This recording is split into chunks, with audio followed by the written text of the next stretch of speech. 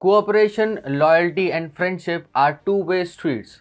This is built right into their definitions. The moment one side gets the upper hand for more than the required period of time, the foundation of the partnership starts shaking. Hi, and welcome to TFI English, the national socio-political analysis arm of the TFI Media Group.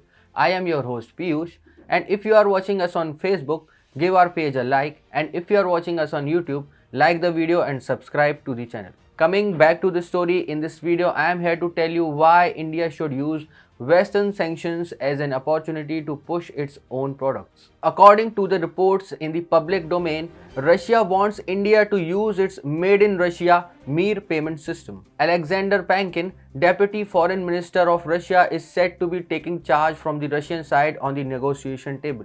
Apart from India, other countries namely Azerbaijan, Bahrain, Egypt, China, Cuba, Myanmar, Nigeria and Thailand are also on the Russian chart for introduction of Mir. Pankin termed US dollar and euro as toxic currencies and emphasized that trades should be primarily done in national currencies. Pinning the blame on sanctions for their emphasis on Mir, Pankin said, "The unreasonable blocking of all Russian customers by the largest international card payment systems has increased the priority of expanding the geography of using Mir cards. We are actively working on it." Ever since the sanctions regime kicked off, Russia has been looking to eliminate the need of Western banking institutions. It has worked actively towards pushing its own system for transfer of financial messages in the international market. To Russia's credit, they have largely been able to benefit from hundreds of banks spread in various countries. But avoiding negative effects of SWIFT, sanctions and pushing Mir are two different phenomena.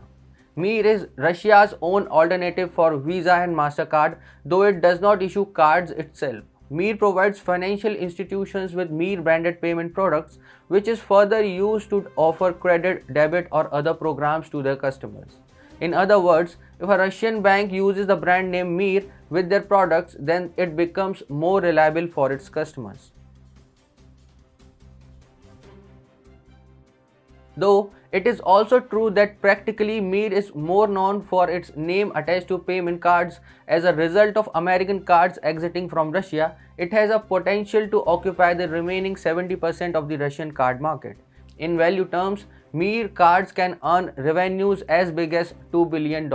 Its quarterly adaptation growth shows that it is well on its track. Moreover, apart from aforementioned countries in talks with joining Mir, 11 countries have already joined it. These countries include Armenia, Belarus, Kazakhstan, Kyrgyzstan, Tajikistan, Turkey, Uzbekistan, Venezuela, Vietnam and Cuba, among others.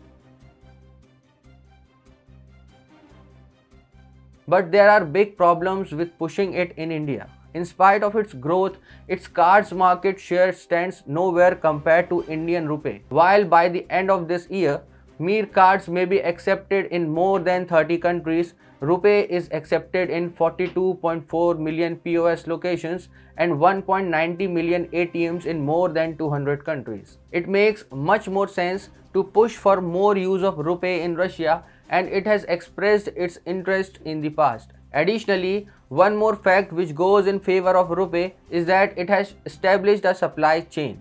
Mir cards do not have such a big infrastructure to cater to every Russian citizen. When its demand spiked earlier this year, Russians started to face shortage of chips. No such problem has been reported with RuPay infrastructure till now, and it can easily provide cards to more than 10 crore Russians. Moreover, the linkage of RuPay cards with Unified Payment System UPI is also underway. To say the least, UPI is colossal. It is the biggest payment interface in the world. In May this year, UPI was used to transact 10 trillion rupees. Currently, it is being used in countries including UK, France, UAE, Singapore, Nepal, Malaysia and Bhutan, among others. There is a high possibility that Australia and Russia will soon integrate UPI in their national payment infrastructure. Numbers are tilted in favor of products of India's own financial system. It is true that Russia needs assistance, but not at the cost of Indian products, and bilateral ties should be win-win for both countries.